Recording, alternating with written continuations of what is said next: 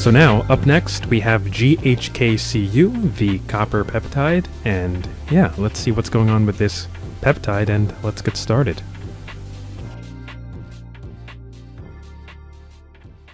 Copper peptides are small protein fragments that have a strong affinity for copper ions, essential trace elements involved in many enzymatic processes in the body. These peptides bind copper ions, making them bioavailable and helping to transport them to various tissues. In this case, copper peptides like GHK-Cu or glycyl L-histidyl L-lysine copper are a naturally occurring copper peptide found in human plasma, saliva, and urine. This small molecule consists of 3 amino acids, which include glycine, histidine, and lysine. These amino acids are bound to a copper ion.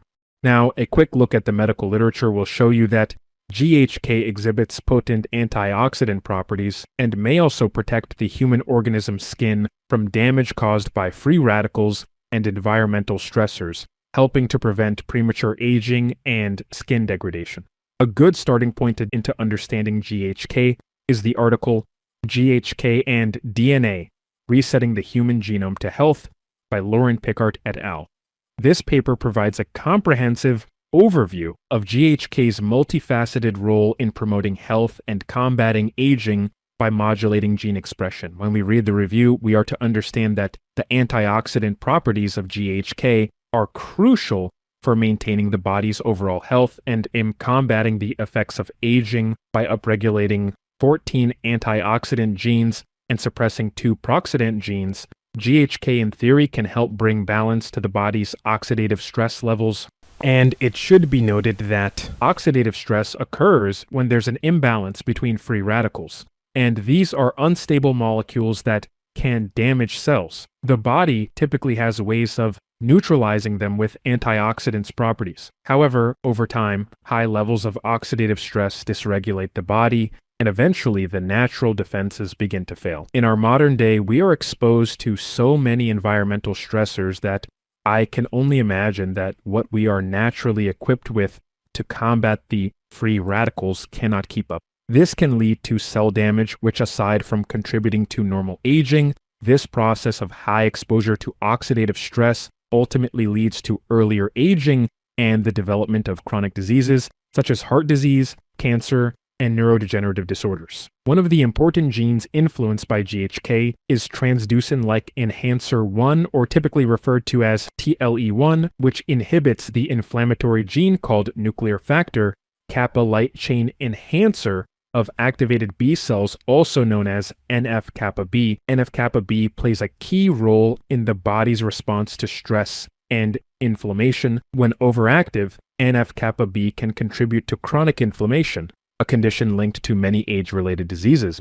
By enhancing TLE1, GHK helps to keep inflammation in check, thereby protecting tissues from damage and supporting overall health.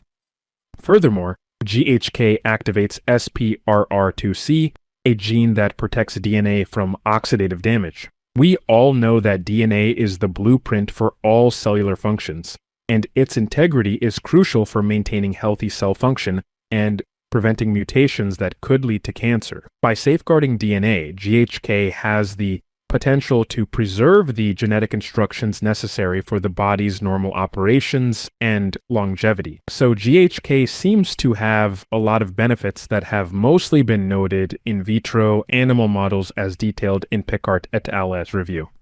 So let's have a quick rundown of these studies that explore the efficacy of GHK in reducing inflammation and enhancing wound healing. Now, remember, all of this could have indirect benefits to scalp skin health, but also potentially in skin regeneration techniques that could be used to amplify the results of ertaporfin in skin healing after a hair transplant. If the donor area is healed successfully such that skin structures and follicles are regenerated, then this is a major win for those suffering from extreme hair loss, because we are essentially manipulating our body's healing process to what is essentially clone new hair follicle. So I want to be optimistic here with these peptides, but also let you guys know now that yes, most of these studies that you'll ever find in the literature are animal models, tissue models, or single cells. I've found 5 studies that I think present detailed insights into their therapeutic potential across various models. in the study, quote, "Evaluation of the effects of topical tripeptide copper complex and zinc oxide on open wound healing in rabbits," unquote, conducted by Kangul et al.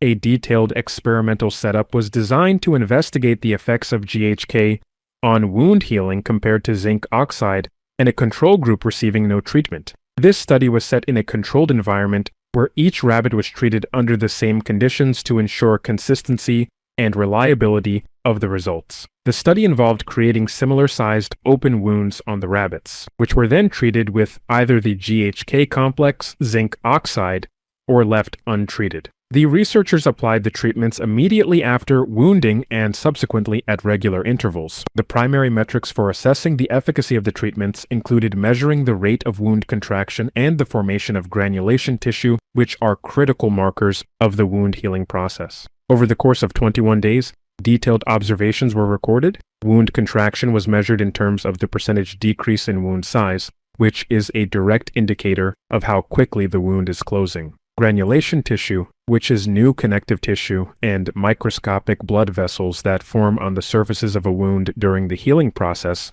was assessed for its quantity and quality. The presence of granulation tissue is crucial as it provides the foundation for wound healing by replacing the extracellular matrix and restoring vascular integrity. The results from this study showed that wounds treated with GHK exhibited a significantly faster rate of contraction compared to those treated with zinc oxide and the untreated group. This accelerated wound contraction in the GHK-treated wounds suggests that GHK not only promotes quicker closing of the wound, but may also enhance the cellular processes involved in healing. Furthermore, the formation of granulation tissue was notably more robust and appeared quicker in the GHK group. This is indicative of an enhanced inflammatory response, which is essential in the early phase of wound healing, leading to quicker tissue regeneration and repair. The quality of granulation tissue observed in the GHK-treated wounds was superior, with a denser network of new blood vessels and connective tissue, which are vital for supplying nutrients and oxygen necessary for healing.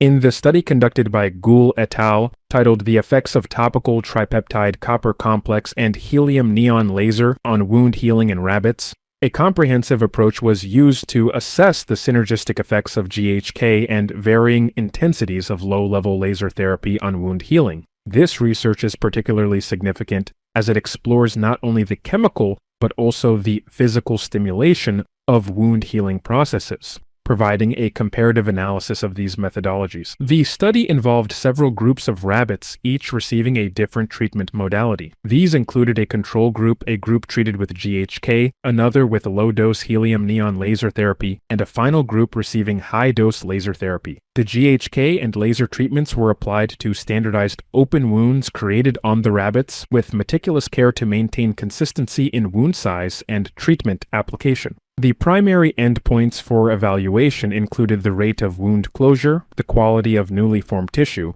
and the overall speed of the healing process. Wound closure was quantitatively measured by tracking the reduction in wound surface area over time, providing clear data on the speed at which the wound's size decreased. The quality of tissue was assessed through histological examinations, looking at the density and arrangement of collagen fibers, the formation of granulation tissue, and the degree of epithelialization. Findings from the study revealed that both high-dose laser therapy and GHK treatments significantly accelerated wound closure compared to both the control and the low-dose laser groups. The high-dose laser group showed a rapid response in the initial stages of healing, which is characteristic of the photobiomodulation effects of low-level laser therapy. These effects include enhanced cellular metabolism, increased circulation, and anti-inflammatory responses, which collectively contribute to faster wound closure. Similarly, the GHK treatment demonstrated notable efficacy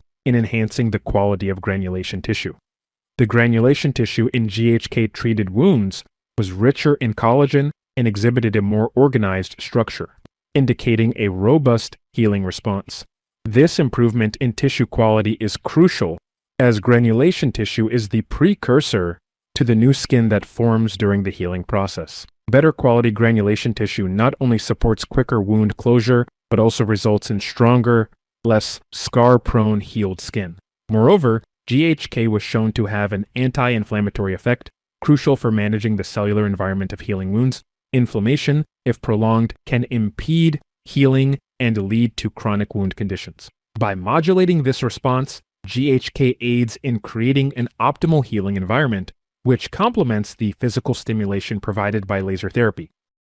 The study conducted by Arul et al., titled A Therapeutic Approach for Diabetic Wound Healing Using Biotinylated GHK-Incorporated Collagen Matrices, explores the therapeutic potential of a novel formulation designed specifically for the complexities associated with diabetic wound healing. Diabetic wounds are notoriously difficult to manage due to impaired inflammatory responses, reduced growth factor production, and compromised angiogenesis. These wounds often exhibit prolonged healing times and increased susceptibility to infections, necessitating innovative approaches to treatment. The research by Arul et al. Focuses on the integration of a tripeptide, GHK, which is biotinylated and then embedded within collagen matrices. By biotinylating GHK, the researchers aim to enhance its stability and efficacy within the wound environment, allowing for sustained activity over prolonged periods. The experimental setup involved two primary groups of diabetic rats,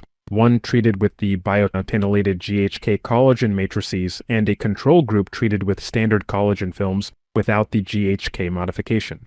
The wounds were inflicted in a standardized manner across all subjects to ensure consistency in the assessment of the healing process. Key metrics evaluated in the study included the rate of wound contraction, levels of various antioxidants in the wound tissue, and the quality and quantity of collagen deposition. Wound contraction serves as a primary indicator of healing progress, reflecting the ability of the wound to close over time. Antioxidant levels are critical as they help mitigate oxidative stress, a prevalent issue in diabetic wounds that can exacerbate inflammation and delay healing. Collagen deposition is another crucial factor, as it strengthens the newly formed tissue and supports overall wound integrity. The results demonstrated that wounds treated with biotinylated GHK collagen matrices showed significantly faster contraction compared to those treated with standard collagen films. This suggests that GHK not only enhances the intrinsic properties of collagen, but also actively stimulates tissue repair mechanisms specific to the diabetic environment. Moreover, the treated groups exhibited increased levels of antioxidants such as superoxide, dismutase, and glutathione. These antioxidants play a vital role in reducing oxidative stress at the wound site, promoting a healthier healing environment, and potentially offsetting some of the systemic effects of diabetes that complicate wound repair. The fourth study, stimulation of collagen synthesis in fibroblast cultures by the tripeptide copper complex glycol L-histidyl L-lysine Q2+ by McCourt et al., examines GHK's impact at the cellular level. This study employs human fibroblast cultures to observe collagen synthesis stimulation by GHK without affecting cell proliferation. The detailed examination of protein synthesis within these cultures illustrates that GHK significantly promotes collagen production, a crucial component of tissue repair, thereby supporting wound healing and potential reduction in inflammation through enhanced tissue structure formation. Lastly, the study by Matalka et al., titled The Tripeptide GHK Induces Programmed Cell Death in SHSY5Y Neuroblastoma Cells, explores another dimension of GHK's functionality. While primarily focusing on GHK's ability to induce apoptosis in cancer cells, this study also highlights its role in stimulating the growth of healthy human NIH3-T3 fibroblasts. This aspect is particularly relevant as it underscores GHK's selective bifunctionality, promoting growth where beneficial while inhibiting and inducing apoptosis in malignant cells, thereby supporting its potential as a therapeutic agent in wound healing and cancer treatment. Each study, through its unique focus and methodology, reinforces the potential of GHK as a potent agent for reducing inflammation and enhancing wound healing across different biological models and setups. The consistent findings across diverse experimental frameworks